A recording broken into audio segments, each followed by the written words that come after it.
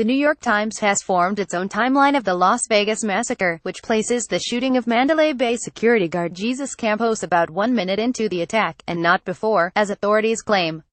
Digital investigators working for the newspaper's video unit pieced together footage that was captured at the scene and apparently discovered that local police were wrong yet again about what happened that night.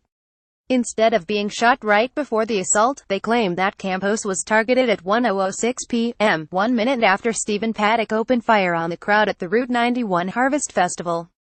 The Times investigators admit that their timeline could be off, but insist that it's been developed by a team of experts using 30 videos filmed by concertgoers, the Las Vegas police and bystanders. Ours isn't the definitive picture of what happened. More information will emerge, but it does give us new insights into what happened, senior story producer Malachi Brown told CBS News. According to the new timeline, Paddock began firing at 1:05 p.m. and continued until 1:15 p.m., which matches the latest police report. The Times video team, which is made up of video producers and former Marines, was able to figure this out by taking the camera footage and audio they obtained and analyzing it carefully. They ultimately used timestamps, geolocation information and other metadata to pin down what happened when. The process can be as simple as comparing a video with Google Street View to identify camera location or extracting file data with a smartphone app, or as difficult as analyzing each frame of a video and the amplitude and frequency of every second of audio, Brown wrote in a Times article that was published Monday, along with a video mapping out the new timeline. Using this system, digital investigators discovered that Paddock's massacre could be broken down into 12 individual bursts of gunfire. We analyzed every single burst of gunfire, which had its own fingerprint, Brown explained.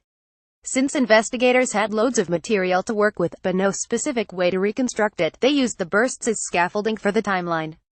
Together, the footage conveyed the horror and brutality of the assault from multiple locations, Brown tweeted. But the chaos it showed needed structure. After analyzing the visual and audio evidence, the Times investigative team came to the conclusion that Paddock was shooting into the 32ND floor hallway at around 10:10 p.m., 5 minutes before he stopped shooting at concertgoers. The of muffled gunfire reportedly indicates this. Paddock wound up blasting over 900 rounds into the crowd that night, killing 58 people and wounding hundreds more. His rate of fire was described by Brown as relentless in frequency, with 3 intervals over the span of a minute.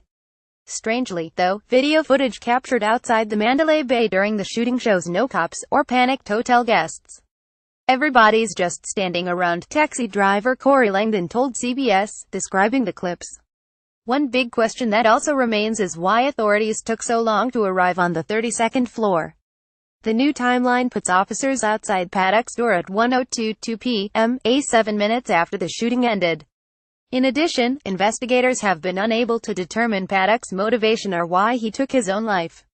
According to the new timeline, the 64-year-old retiree ended his killing spree more than an hour before cops stormed his room and found his body. We need to pop this and see if we get any type of response from this guy to see if he's in here or if he's actually moved somewhere else, an officer says in an audio clip, which was recorded around 11:20 p.m. and obtained by the Times. Breach, breach, breach, another says. We are clearing this room. We have one suspect down. Police claim Paddock put a pistol in his mouth and pulled the trigger as SWAT officers were closing in on him. It's unclear, though, if he did this immediately after the massacre or right before cops arrived. Authorities, including the FBI and ATF, are still investigating.